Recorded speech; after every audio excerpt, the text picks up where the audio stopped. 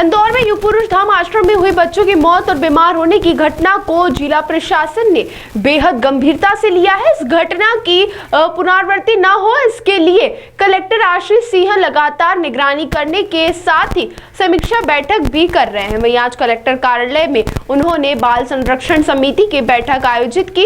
इस बैठक में महिला एवं बाल विकास विभाग के सभी अधिकारियों के अलावा शहर में मौजूद सभी शासकीय और निजी आश्रम के संचालक और पदाधिकारी शामिल हुए। वहीं बैठक के माध्यम से कलेक्टर आशीष सिंह ने जिले में मौजूद सभी आश्रम और संस्था की जानकारी ली। कलेक्टर आशीष सिंह के मुताबिक इन सभी संस्थानों में सुविधाओं के लिए CSR से काम किए जा रहे हैं। इसके अलावा कलेक्टर आशीष सिंह ने आम लोगों से भी अपील की कि शहर के विभिन्न आश्रम में रह रहे 250 बच्चों की अगर कोई देखभाल की जिम्मेदारी लेता है तो उन्हें नियमों के तहत बच्चा गोद दिया जाएगा। इसके अलावा कलेक्टर आशीष सिंह ने आश्रम में रह रहे बच्चों के स्वास्थ्य परीक्षण के लिए अब जल्द ही निजी अस्पताल में के डॉक्टरों से संपर्क करने की भी बात कही है। फिलहाल बैठक के माध्यम से सभी आश्रम के अधीक्षण और संचालकों ने अपनी अपनी समस्याओं को भी कलेक्टर आशीष सिंह के सामने रखा, जिसके निराकरण के लिए कलेक्टर आशीष सिंह ने आश्वासन दिया।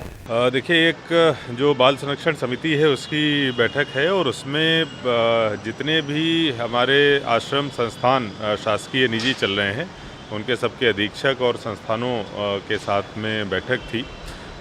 हाल ही में जो युगपुरुष धाम जैसी घटना हुई है वैसी घटना की पुनरावृत्ति न हो, उस पर भी इस बैठक में चर्चा करी गई है।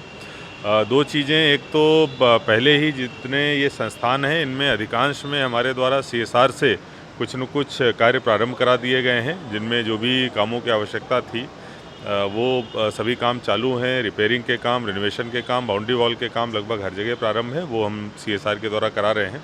लेकिन इसके साथ साथ अन्य अगर कुछ समस्याएं हैं तो उन पर चर्चा हुई है। दो विशेष चीज़ें हैं। एक तो लगभग 250 की संख्या में बच्चे बच्चियां इन सारे आश्रमों में मिलाकर रहते हैं, तो हम लोग बहुत जल्दी ही एक इस तरीके की योजना लेके आएंगे कि अगर शहर का कोई निवासी इन 250 बच्चों में कोई एक या दो बच्चों को लेकर उनकी देखभाल करना चाहता है तो जो शासकीय नियम रहते हैं उन नियमों के दायरे के तहत रहते हुए इन बच्चों की देखभाल के लिए एक गोद जैसी व्यवस्था जो है हम लोग प्रारंभ करने वाले हैं, जिससे कि जो सेवा करना चाहते हैं उनको भी मौका मिलेगा और बच्चों का भी अच्छी तरीके से ध्यान दिया जा सकेगा।